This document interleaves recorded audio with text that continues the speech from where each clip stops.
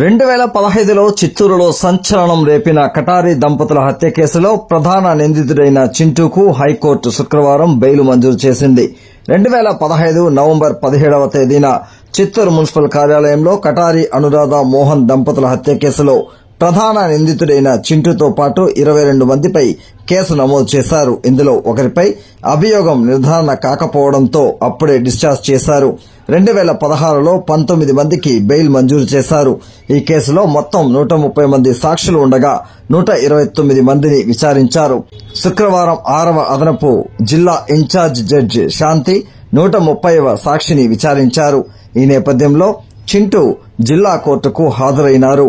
2007 December 31వ తేదీన కటమంచి సాయిబాబా గుడి వద్ద మాజీ ఎమ్మెల్యే సీకే బాబు బాంబ్ బ్లాస్ట్ కేసులో 2018 మార్చి 12వ తేదీన చింటూకు కోర్టు శిక్ష విధించగా 3 నెలల ముందు ఈ కేసు నుండి చింటూకు హైకోర్టు ఊరటనిచ్చింది. ఈ నేపథ్యంలో ఈ రోజు చింటూకు కటారి దంపతుల కేసులో బెయిల్ మంజూరు కావడంతో అతని అభిమానులు అనుచరులు జిల్లా కోర్టు వద్దకు చేరుకున్నారు. బుధవారం జిల్లా జైలు నుండి చింటూ విడుదలయ్యే అవకాశం ఉంది.